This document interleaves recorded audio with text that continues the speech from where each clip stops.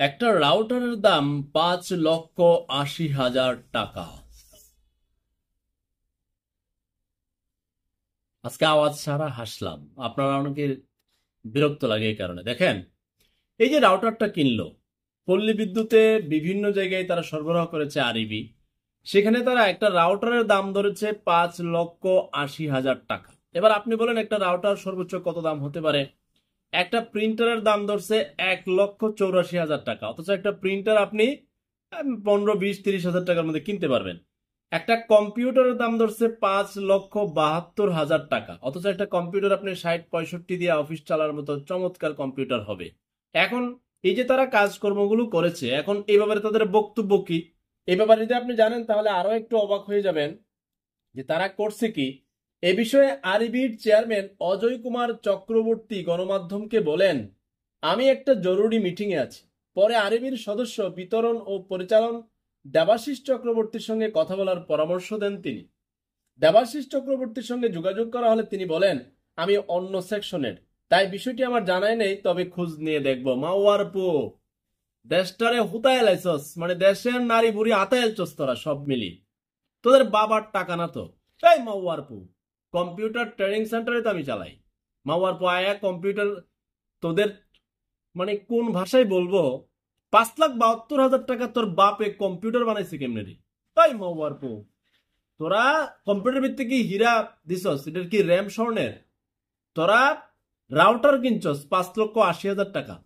পৃথিবীর মানে কোন রাউটার 5,80,000 টাকা? তোদের বাবার টাকা এগুলো। তোরা পুংনামি করছো। তোদের বিরুদ্ধে পল্লী বিদ্যুৎ সমিতিতে, পল্লী বিদ্যুৎ আন্ডারে যারা নিয়মিত হাজিরায় চাকরি করে তাদের যে আন্দোলন চলছে, তারা সব প্রকাশ করছে না যে তোরা কত নিম্নমানের জিনিসপত্র কিনে ডেলিভারি দেওয়ার পরবর্তীতে কত ধরনের অসুবিধা হয়।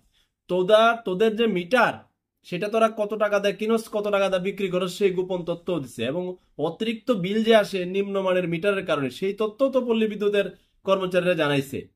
তো তোরা মনে করছিস কি যে আমরা খাইতে দেই খাইতে দেই খাইতে দেই, মাওয়ার পো খাইতে খাইতে যাবি কোন জায়গায়? তোদের শেষ তো আছে। আমার দুঃখ লাগে, কষ্ট লাগে। এত সব দুর্নীতির লম্বা লিস্ট কিন্তু প্রকাশ হচ্ছে, আমরা দেখছি, পড়ছি, জানছি, সংবাদ হচ্ছে, তদন্ত হচ্ছে, তদন্ত কমিটি হচ্ছে, কিন্তু মাওয়ার পোতায় না। তারা যে যে চেয়ারে বসা ছিল, সেই যেই চেয়ারে থাকে, সর্বোচ্চ শাস্তি হিসেবে বদলি দেওয়া হয়।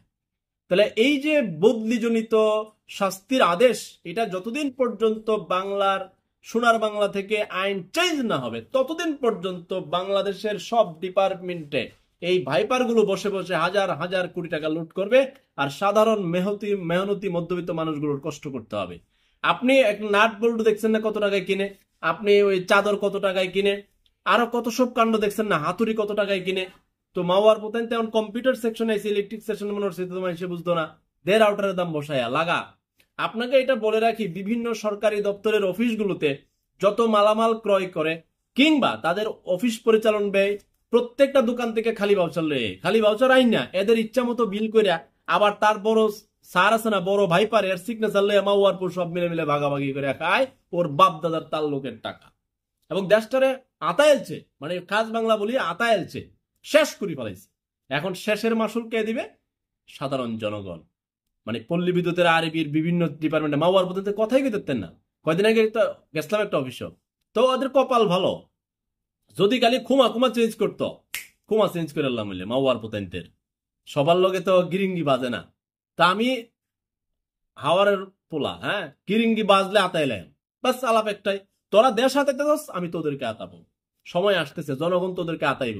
তোদের ভিত্তিতেই একটা সৎ শ্রেণী বেরিয়ে যাবে। দেখছিস না পল্লী বিদ্যুতের লোকজন সব কয়ে দিতেছে তোরা মিটার কিনছস নিম্নমানের, জিনিসপত্র কিনছস নিম্নমানের। এই হাত ধরি এখন সংবাদ মাধ্যম তোদের ভিতরে ঢুকে গেছে। তোরা দেশের ভিতরে ঢুকি টাকা হাতাইতেছস, সংবাদ মাধ্যম, আম জনতা, এই পাবলিক সোশ্যাল মিডিয়া তোদেরকে হাতাবে, হতায় হতায় তোদেরকে শেষ করি ফেলাইবে।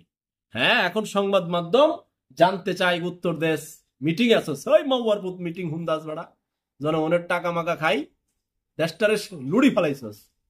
মানুষ কষ্ট করতেছে এখন। মাওয়ার পুতলা রাউটার কিনস 5 লাখ টাকা দা, কম্পিউটার কিনস 5 লাখ টাকা দা, প্রিন্টার কিনস 2 লাখ টাকা দা। তোর বাপ দাদার জীবনে এগুলো পার্টস দেখছিলে?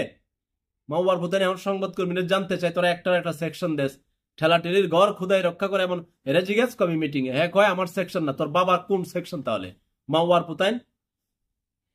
বাংলাদেশের প্রশাসনদের প্রতি বিনয়ের সহিত অনুরোধ রাখতে চাই, যে যে সেকশনে দুর্নীতি ধরা পড়তেছে এবং বেরোয় আসতেছে মাওয়ার পুতাইনদের লিস্ট, একটারও ছাড়েন না, দয়া করে বিনীত অনুরোধ রাখছি, দেশটাকে বাঁচান। পরবর্তী প্রজন্ম যেন এই দেশে শিক্ষা গ্রহণ করে। পরবর্তী প্রজন্ম যেভাবে বিদেশে চলে যাচ্ছে মেধাবীরা, পরে থাকবো কেডা? সব ভাইপারের দল, সুর বাটপাট চিটার প্রতারক লুটতরাজ খপ্পরবাজ ধান্দাবাজ। এটা স্বাধীন বাংলাদেশ হতে পারে না। এই জন্য দেশের স্বাধীনতা কষ্ট করে 9 মাসের সংগ্রাম করে মেহনতি মানুষরা আনছিল না। বলে না কামলারা স্বাধীনতা আনছে আমলারা খাইতেছে, বলে কথাটা যদিও ট্রোল করে বলে, আমি এটার সাথে একমত না। যারা স্বাধীনতার সংগ্রাম করছে তারা কামলা না, কিন্তু বলে আর কি যে সাধারণ সেই মেহনতি কামলারা দেশ স্বাধীন করে লাল সবুজের পতাকা দিছে, দেশটারে হাতায় আমলারা খাইতেছে। ওই আরবির আমলা, কখনো বিসিএস এর ওই কর্ম কমিশন যে পিএসসির আমলা, ব্যাগ পুতানিতে মিলি হাতাইতেছে দেশটারে। তো হাতানির দিন শেষ, এবার তোদেরকে হাতাইবো জায়গা মতো।